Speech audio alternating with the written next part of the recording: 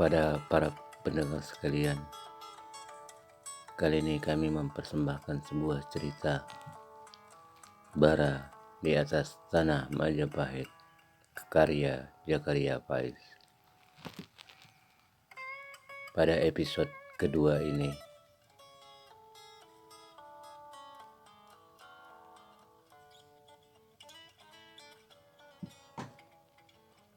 dengan menggunakan ajian Wisnu Kencana, aji lari cepatnya, Wikala seharian penuh berjalan menuju timur, hingga ketika sang surya di ufuk barat sudah merendah dan berwarna merah, sampailah ia di alas keruing. Karena rasa lapar yang sangat, Wikala beristirahat sekaligus mencari santap malam di alas keruing. Setelah berburu beberapa saat, akhirnya didapatkannya seekor kelinci yang gemuk. Kemudian dipanggangnya. Malam itu ia tidur di alas keruing. Keesokan paginya ia melanjutkan perjalanannya dengan menerobos alas keruing, melewati Kadabangan Kluonan. Maka ia akan sampai pada tengah hari. Sedangkan menerobos lurus alas keruing, ia akan sampai saat mentari masih menggetarkan kulit. Setibanya di rumah, keadaan rumah sepi. Wikala bergegas menuju belakang, juga sepi. Ia tidak menemukan seorang pun. Akhirnya pemuda itu berlari menuju sawah yang ada di ujung bulakan. Sebentar saja ia telah sampai di persawahan yang luas sawahnya sendiri berada di tepi jalan. Dilihatnya dari kejauhan ibu dan adiknya. "Biung, Laras!" Sambil berlari ia berteriak. Kau kah itu, Nger?" ucap ibunya ketika ia sampai di sebuah gubuk. Dipeluknya ibu dan adiknya bergantian. "Sudah besar sekarang kau, Nger," seribunya sembari melepaskan pelukannya. "Larasati juga sudah besar, Biung, sudah jadi gadis pula," kata Wikala sambil melirik adiknya. "Kakang kok lama sekali perginya?" tanya Larasati. "Baru sekarang ini kakang diizinkan pulang oleh Yang Barada," jawab Wikala. "Biung, kemana Romo?" tanya pemuda itu pada ibunya. "Romomu sedang bersemedi di Bukit Kancanuwu," jawab sang ibu. "Marilah kita pulang, Biung, pengen mendengar pengalamanmu selama ini," ajak ibundanya. Mereka bertiga pulang ke rumah, meninggalkan sawah yang mulai menguning padinya. Daerah Kadipaten Daha dan Kahuripan merupakan lumbung padi bagi kerajaan Majapahit. Meskipun Majapahit dilanda kekeringan dan kelaparan pada masa Prabu Wikramawardhana, akan tetapi dua kadipaten ini, yaitu Daha dan Kahuripan, tetap mampu menghasilkan padi dan beras. Setibanya di rumah, Wikala bercerita panjang lebar tentang perjalanan dan pengalamannya. Sejenak setelah ibunya mendengar, sang ibu pun berkata, "Tetapi Nger, akhir-akhir ini desa kita kurang aman. Banyak begal dan rampok berkeliaran," tutur ibunya. "Dari mana mereka datang, Biung?" tanya Wikala.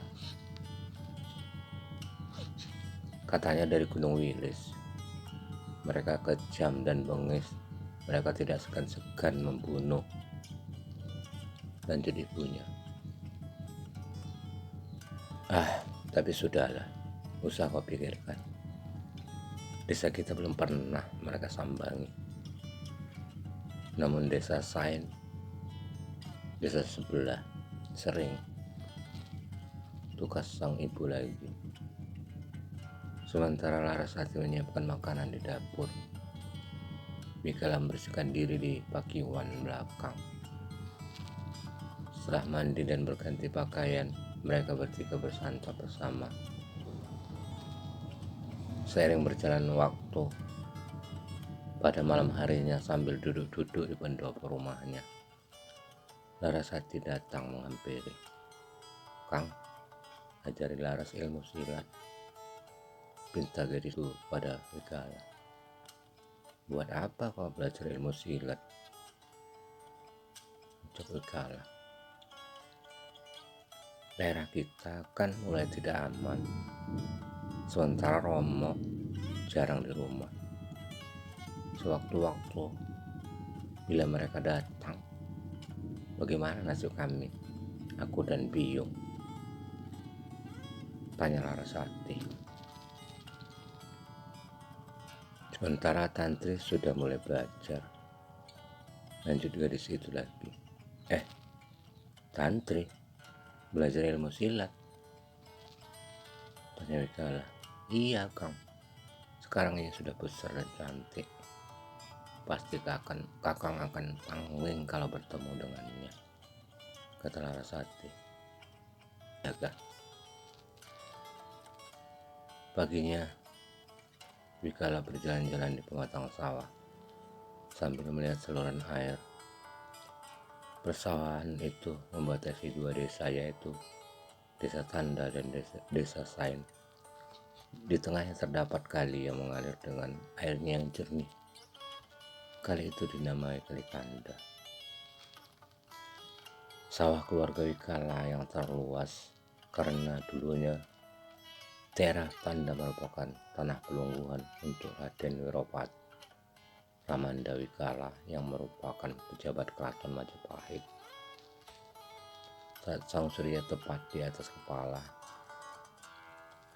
Larasati dan ibundanya datang ke gubuk sawah. Mikala, Larasati dan ibunya makan bersama di atas gubuk. Sesaat kemudian, tiba-tiba dari seberang Kali Tanda ada yang memanggil-manggil.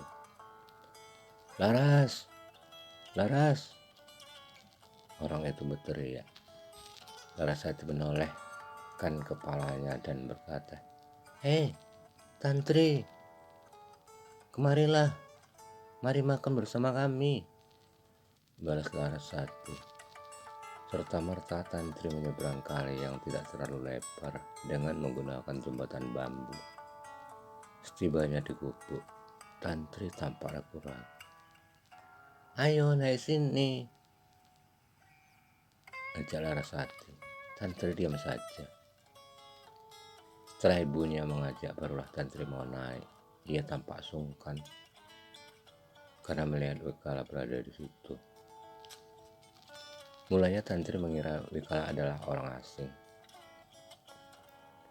Larasatilah berkata kemudian untuk mencairkan suasana, "Ini adalah Kakang Radeksa, temanmu dahulu mandi di kali," jelas Larasati. "Tantri sudah besar sekarang dan cantik lagi," seru Mikala. Tampaklah wajah gadis itu bersemu kemerahan. Lama Tantri terdiam. Ia menjadi salah tingkah. Melihat gelagat ini, kembali Larasati menanyakan apa sebab dia memanggil tadi. Aku mau nanya, apakah kau mau belajar menari bersama Bibi Sintira?" tanya Rara Tantri. "Mungkin mau, Tri, sebab Kakang Radeksa sudah pulang," jawab Larasati. Apa kabarnya, Tri?" tanya Mikala. "Baik, Kang Deksa," jawab Tantri manis-manis. "Memangnya belajar narinya di mana?" tanya Mikala lagi. Di Banjar Desa, Kang, jawab Tantri. Kalau begitu, besok ku tunggu di Banjar Desa ya, Ras, jawab Tantri sambil turun dari gubuk. Gak makan dulu, nak Tantri, tanya Ibunda Wikala. Ndak ada biung, Tantri sudah makan tadi, jawab Tantri, yang kemudian beranjak menuju jembatan bambu. Setelah kepergian Tantri, Wikala nampak terdiam. Ada yang aneh saat melihat Tantri, padahal dahulu mereka teman sepermainan. Keesokan paginya, dengan diantar Wikala, Larasati berangkat ke Banjar Kademangan, Pandasain. Desa Sain merupakan padesan induk Kademangan, yang demangnya adalah ayah Tantri sendiri. Di Banjar Kademangan telah ramai orang, termasuk Kedemang dan perangkatnya. Para anak gadis yang akan belajar menari juga tidak ketinggalan Tantri. Melihat kedatangan Larasati, Tantri berlari menghampirinya. Mengapa Kakang Radeksa kau ajak ikut? Tanya pada Larasati. Emangnya tidak boleh Kakang Radeksa ikut? Larasati balik bertanya. Bukan begitu, tapi kan laki-laki jarang yang mau menari, jawab Tantri. Kakang Radeksa bukan untuk belajar menari, tapi sekedar jalan-jalan, terang Larasati. Nampak kepala Tantri manggut-manggut. Kemudian keduanya naik ke atas Banjar. Sementara Wikala bergabung dengan orang tua yang mengantar anaknya. Setelah dibuka oleh Kedemang sendiri, maka latihan tari pun dimulai. Ketika melihat Wikala, Kedemang pun memanggilnya. Kedemang memanggil pemuda itu untuk duduk di dekatnya. Kapan Angger bisa pulang? Tanya Kedemang. Kemarin, Kedemang, jawab Wikala. Begini loh, Angger. Akhir-akhir ini desa kita kurang aman. Jadi saya berharap Angger Radeksa mau sedikit memberi pelatihan kepada pemuda desa dan para pengawal, guna dapat menjaga keamanan desa, ujar Kedemang tanpa tedeng-aling-aling. Kapan kira-kira waktunya, Ki? Tanya Wikala. Kalau Angger mau, dalam sepekan bisa 3 kali, jawab Kedemang. Baiklah, Ki, esok malam kita mulai, sahut pemuda itu. Setelah selesai latihan menari, Wikala dan Larasati diajak singgah ke rumah oleh Kedemang. Mereka di sana dijamu dengan makan bersama sambil bercerita tentang pengalaman Wikala selama 5 tahun meninggalkan desa. Bagi Wikala, selama di rumah Kedemang ada sesuatu yang indah. Ada getar-getar aneh di dadanya saat bertemu kembali dengan Roro Tantri. Rasa yang sulit untuk diungkapkan. Melihat gadis itu sekarang yang sudah menjadi darah dan jelita, rasanya berbeda dengan waktu dahulu ketika mereka masih bermain bersama. Lama Wikala larut dalam lamunannya. Ketika Larasati menggamitnya dan berkata, Kang, sudah sore, mari kita pulang. Biung pasti telah menunggu, ajak adiknya. Baiklah, kami pamit Kedemang. Mungkin besok malam saya akan datang lagi, berkata Wikala kepada Kedemang. Kami tunggu kedatangan Angger esok malam, jawab Kedemang. Panjang perjalanan pulang, Larasati sering menggoda Wikala. Saat mereka melintasi sawahnya yang merupakan batas desa, para penduduk desa yang rata-rata mengenal mereka, terutama Larasati. Mereka mengagumi keelokan wajah dan kepribadian kedua orang putra-putri Empu Tanda atau Raden Wiropati ini.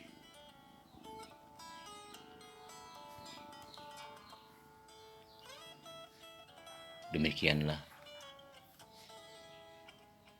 episode romansa di Desa Tanda dari cerita Bara di atas tanah Majapahit karya Jakaria Pais.